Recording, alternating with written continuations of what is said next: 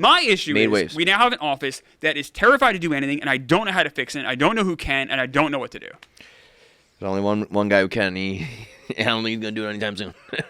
Then what do we do? Because Chicago has, and I know you say like it's not buddy. I think times are changing a tiny bit. Where I think people are becoming, some would say softer, some would say nicer, whatever. I think that buddy, or that kind of like the kindness thing is starting to become bigger than it was when we were 10 years ago when we were younger. I would tend to agree with that. Like, look at the Yak. The Yak is just buddies hanging out. Yeah. I think anything that Dave has his hands in is not going to be buddy. That's what comes out. Yeah. The Yak is left alone. Right. Chicago's left alone. But it's also Dan wildly gets left successful. alone. Like, the Yak's a really successful show. Totally. Would that have been successful 15 years ago? Maybe not as much because people wanted more nasty sarcasm and nasty infighting. Like part of this week was Dave being like, he's calling like the Yak pussies or pussy Yak or something like that. You know what I mean? I think part of that is podcasts. I think when podcasts started, I think talk radio was always combative. Yes. Yeah. And then podcasts got popular, and people were like, oh, it's actually kind of relaxing, or whatever. I don't like podcasts, so whatever people who listen to podcasts like about them, like it's better to just hang out with friends. So yeah, I would agree that the trend is definitely. Although maybe now it's been 10 years of podcasts, maybe now people are looking for combatives. Maybe it's going back the other way. Yeah. I think Dave is very protective over the Barstool brand, rightfully so. And I think anytime he's, I mean, this is twice in a row now it's happened, where he said if someone's tuning into Barstool for the first time and they see that iteration of Barstool Radio, they're not coming back to Barstool. If they tune in and they see this guy sleeping, they're not coming back. He will always have the right to do that, but he's gonna do that. You're not really gonna be able to like stumble your way through it and just like buddy up because like he'll pull the plug. I think I said it in the Yak. I don't mind it at all. Like I said, it's like CBS has a sitcom. If the first 3 episodes don't work, they pull a sitcom. Yeah. That's show business, kids. Yeah, tough shit. Figure it out. Right. And I said all along this is experimental. So like maybe it shouldn't have been on the main channel. Maybe I should have put my foot and been like this shouldn't be in the main channel. But the way it all ended up seemed okay. Like I'm fine with. That's a whole other discussion. I mean, I had a Chris Klemmer YouTube ready to go right away, and I said let's at least, and I know part of it was proving Dave wrong and having it be on Barstool, so I know that's not what the people wanted, but I do think there's a world where the Clemaholics would have gone over to a Rumble channel and a YouTube channel for you. And I know Kirk, too. Kirk said, put it on my channel. There were other ways to do it that I think also probably would just benefit like you in the long run, which is probably a good idea to like help build.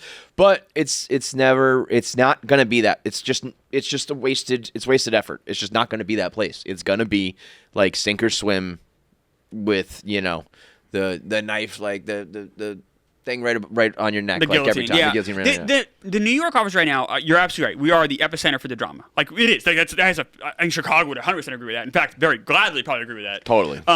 But I feel like that's kind of all, and you're right, we do work here, but I feel like all we're recognized for is that drama. I think we need to, the content for being so, like I said, terrified lately has me very alarmed for like, all right, so who's going to pitch the next idea? Who's going to take the next? Who's going to do the next idea? Mm-hmm. And I see a room right now of I want people to do that. And like Tommy does. Tommy does his shit no matter what. But I don't know. I know there's talented people in there. I know there are good ideas. I know there are hardworking people because we blog the most.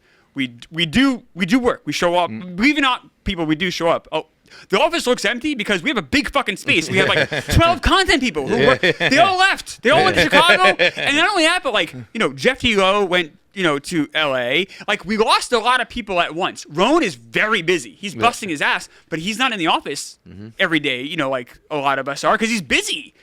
And we have chicks in the office. Well, they're on a mega tour.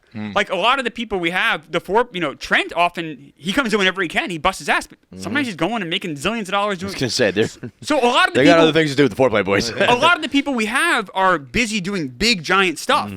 And, you guys are in here doing 5 shows a week. So it's like, that's the other problem is I feel like we have this weird thing where we have like a lot of top bananas and we have a lot of like people like me, kind of like, the utility guys, and we don't have a lot of the mid-range players. I feel like Chicago is all the like high-end mid-range players. We need more of that. And I don't know how to get that. I don't know.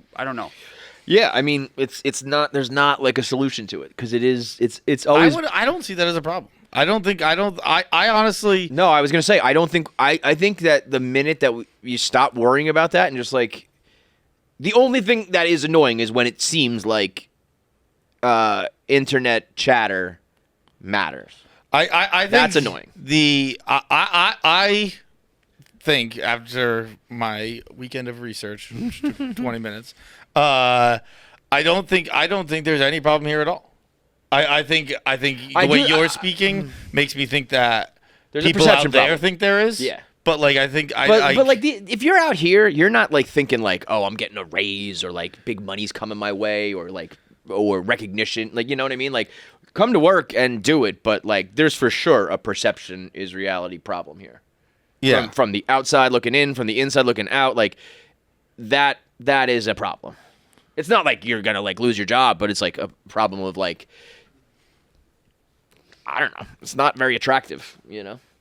It's not an attractive situation to come into when it's like maybe it's an enthusiasm but problem. you mentioned it before. Like Marty Mush makes a video getting a hit off Trevor Bauer. Yes.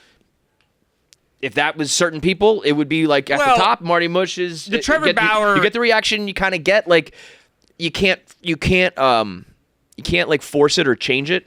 And sometimes it just kind of is what it is, and it sucks. Like there's on the internet there has just always been haves and have-nots, and sometimes it's because you're likable, and sometimes it's because you're unlikable. Sometimes you might be unlikable in the internet thinks you're unlikable, and you're likable in real life. Sometimes I fucked something up in my life, so people don't like me now. Like there's just weird shit where your